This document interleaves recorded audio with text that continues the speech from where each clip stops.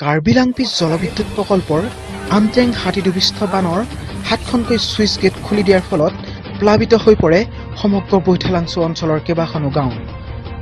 বিগত প্ৰায় এসপ্তাহ ধৰি অব্যাহত থকা মুখলধাৰ বৰষুণৰ ফলত কাৰ্বি লাংপি বানৰ জলপৃষ্ঠই বিপদসীমা অতিক্ৰম কৰাৰ ফলত বিভাগীয় কৰ্তৃপক্ষৰ নিৰ্দেশমৰ্মে বৃহস্পতিবাৰে বিয়লি 5 বজাত 7খনকৈ ছুইচ গেট নিৰ্দিষ্ট পৰিমাণে খুলি দিবলৈ বাধ্য হয়।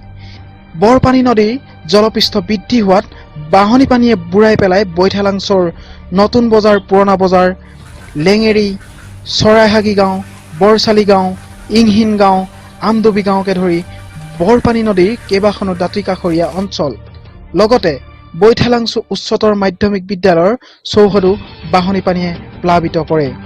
চলিত বৰ্ষত 7বাৰকৈ বৰপানী নদীৰ বাহনী পানীয়ে বানপানী সৃষ্টি কৰাৰ বৈঠালাংছু অঞ্চল খেতিপথাৰৰ লগতে ব্যক্তিগত ঘৰবাৰী উটুৱাই নি বিস্তৰ ক্ষতি সাধন হয়।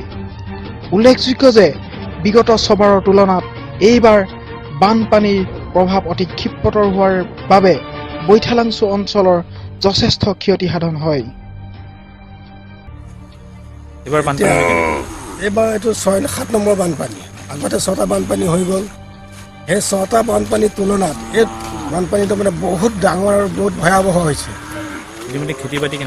খেতি বাতিটো কমপ্লিট শেষ, এতিয়াতো চব পানী তলত, খেতিৰ কোনো গোন্ধই নাইকিয়া হৈ আছে বৰ্তমান।